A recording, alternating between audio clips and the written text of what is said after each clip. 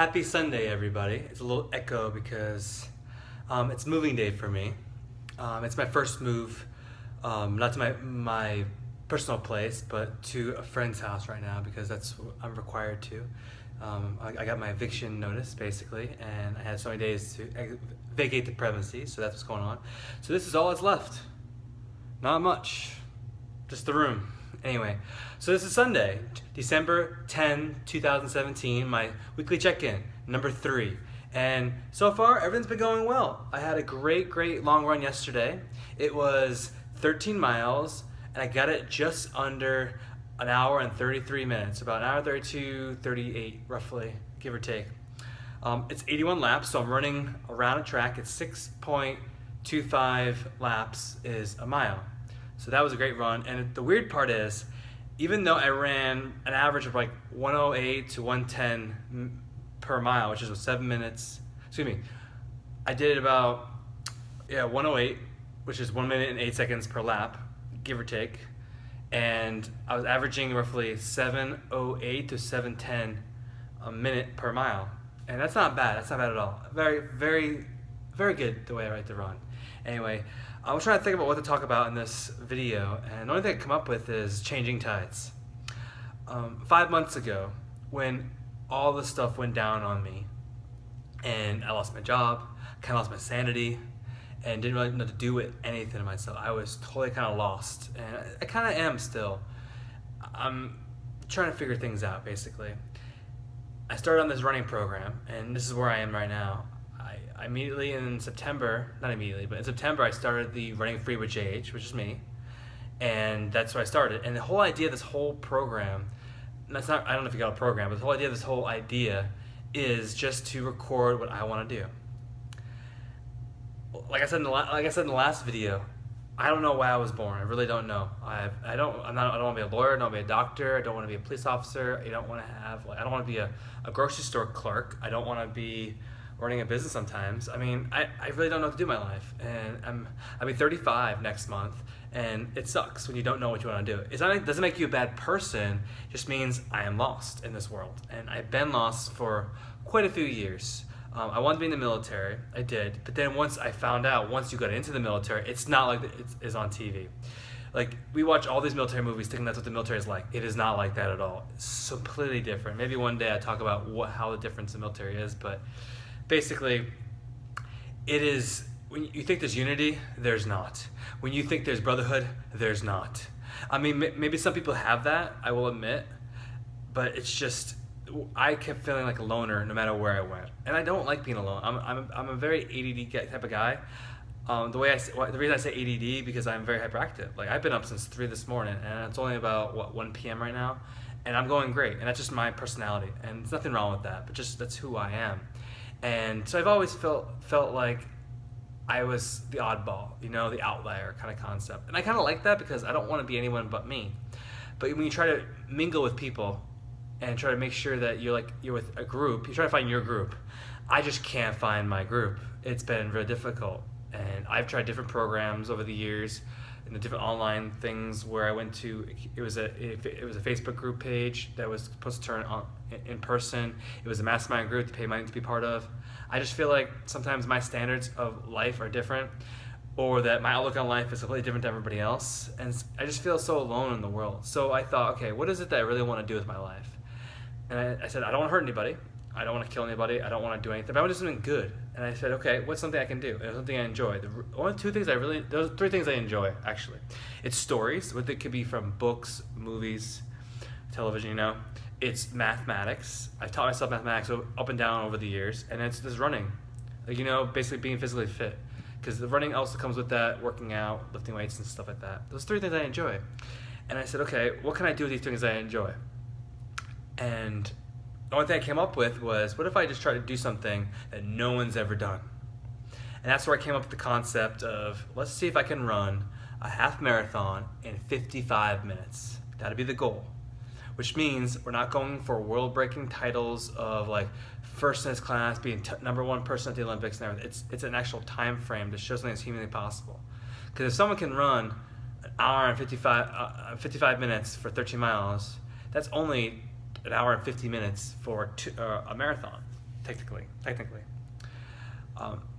And it's something also because I get this joy. That's why I call it running free with JH, because I get this joy and I feel free when I'm out there running. Like when I'm doing my long run, I'm just like in my own zone. I'm just going. Right now it sucks because I'm running the laps around the track, so it's not as free as it could be.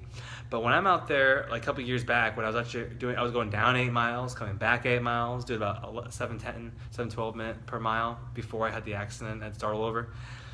When I started doing that, I would just get lost. I'm out. I have my Garmin on, and I just go, and then I just make sure I'm on pace, and I just go. And then before you know it, it'd be turnaround time. And then coming back, and then you start feeling the muscles like, okay, we're getting tired. I just feel more alive when I'm running. I feel alive. I feel free. I feel like I'm more connected with who I am.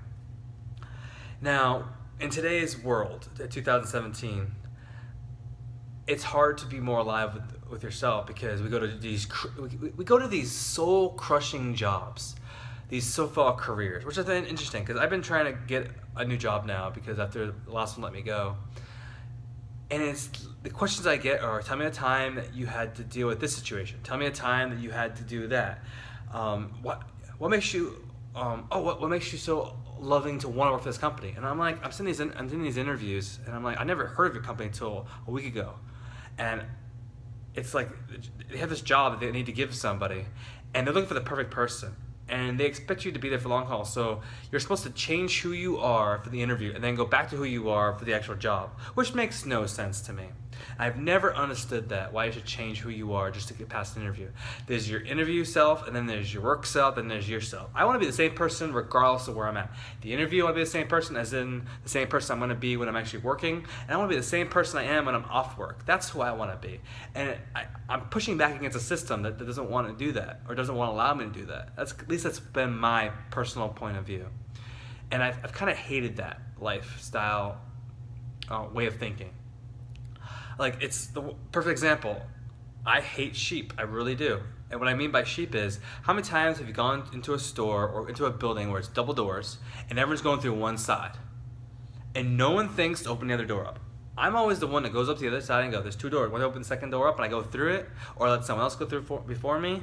Next thing you know, everyone's going through both doors. It's like we're following the person in front of us and we're not thinking outside the box. I'm constantly thinking outside the box.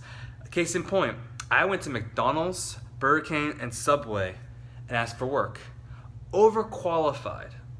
And the reason being because when you've been an officer in the military, or in the military in general, apparently your way of looking at the world and your hustle mentality is a lot better than most people's. And from what I understood, because I asked some people after this happened, why would they say no? Because some of these people didn't say overqualified. They said, oh, you're not what we're looking for. And I'm like, I'm the type of person who, at the end of a shift, if there's 15 minutes left, 20 minutes left, and there's nothing to do, I go find the boss, or I figure something to do to make sure we have something to do all the way to the end. I don't go hiding out in the corner. That's what I don't do. So my mentality is a little different, and I couldn't understand how I'm the most organized person I know. I'm very organized. I'm very go-getter. I like to be positive. I bring love and admiration to everybody. I'm very empathetic, and all these qualities I feel I would want in a boss, I'm that way to the people around me. And it's so amazing to me how that's not desired or wanted from a potential employer. At least I haven't seen it. At least that's the way it's becoming across to me. And I find it so weird. So anyway, I went on a tangent on the actual job front, and this whole channel, basically, I was trying to do something that no one else is going to do. I don't think majority of people are trying to do what I'm trying to do.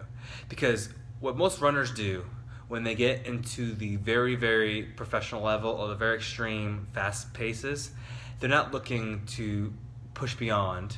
They're looking to get sponsors, which is fine. They're looking to get their next race and win, make titles, whatever it is.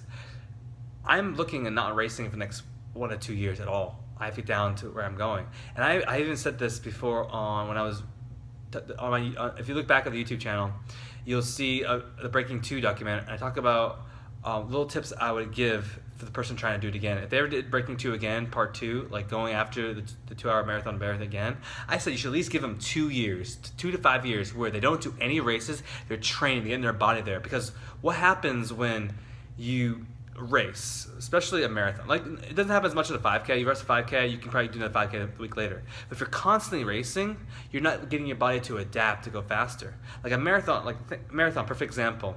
When you run a marathon at your fastest pace, you will not be able to walk the next day. Most elites can't walk for a couple weeks later. And then they start walking, jogging. It takes about 6 weeks on average for them to start getting in a groove again, to start moving the muscles around, and they're not so tight, and it's because they've been recovering. So now that 6 weeks of your body was in awesome shape, and now you've lost. If you did nothing for 6 weeks, you lose any shape you're in. Everyone knows this. So they have to start again. It's called a cycle. They go up about an 8 to 9 month cycle, then they go down, they go back up again to get back to the fast pace they were. Now imagine if they got up to this fast pace, instead of doing a race, they just recovered for like a week or two, and then they started again. It's something I'm thinking about. It's something I've talked about with people I know. It might not be the best way of doing it, but what I'm proposing is, let's stop going after these races because we need to race to get our sponsors happy, to get the money. But how can we do that if the only way we live in this world is if we actually have sponsors? But the only way to have a sponsor is you have to show up. We're not in the NFL, NBA, we're not sports teams where you can actually have a team go and you can have a recovery for a year and come back and you're great. It doesn't work that way in running. And I thought about that, and I was thinking, what if I could make some good money and do something where I actually can become that sponsorship, to where I'm like, I can grab a person and say, okay, you want to go here, okay? Let's do this. Let's work on you for the next 2 years. Let's give you like $30,000, $40,000 a year. You keep your part-time job, whatever it is, but let's get you to train, and let's get you where you're not having to go on this plane flight over here to check in to see the faces. You're not going over here. You're actually just focusing on your training for a couple years. Have a 5-year commitment, and you're going and doing it. That's a different perspective. That's what a professional sports team does. They get the people to work, and then people that need to take a day off, they can. And the people that are ready to go, they can go. And the best part about that is you have other people with you on this journey with you. And when you work and train together in groups, you have better success. It's proven of time and time again that when you train together, you just have better results. You do better instead of training by yourself. It's just something about training in a group. There's so many different articles on that. And these are things that I've been thinking about. And so my mindset is completely different in this world when it comes to running and it comes to the way I look at the world. And so, great week overall. Hit every tempo. So, the Thursday's tempo run, a couple days back, I hit 3 miles at 19 minutes and 13 seconds. See, I'm not very fast right now. And that's me going at the end of it. So this is going to show you, if you're watching this, and this is years later from this day, and you're saying, oh my God, he hit these times. He's so fast. How I can't do it. This is where I am today. 9 minutes, 13 seconds for 3 miles. Now we're going to build to go faster, then we're going to drop it down. The goal is to get down to a 4-minute mile, 8 miles. That's 32 minutes for 8 miles. Is that ridiculous or what? It is ridiculous, but it excites me because it's something that seems impossible. 4-minute mile, before Roger Bannister did it, no one could do it. I'm suggesting let's do it, hit it, and let's hit it 8 times in a row. 4-minute mile, bam, bam, bam, bam, bam. I really think it's possible. Let's think differently. Let's think outside the box. So everything great this week. The running's going good. My legs recovery. That's an interesting thing that happened also as well. Was even though I ran 13 miles, I walked a lot because my vehicle's in the shop, so I walked from the gym home a couple miles. My recovery, I'm walking up and down stairs with these boxes today, having no issues. It is so insane that there is no issues I am having today with this running. I mean, this walking. My leg, I'm squatting, I'm sitting down. It's like it feels like I didn't run yesterday. My legs are fine. It's so awesome. You can do this as well. So this is a good check-in. This is what my thoughts are for the week, and let's go from here and talk to you next week on the next weekly check-in.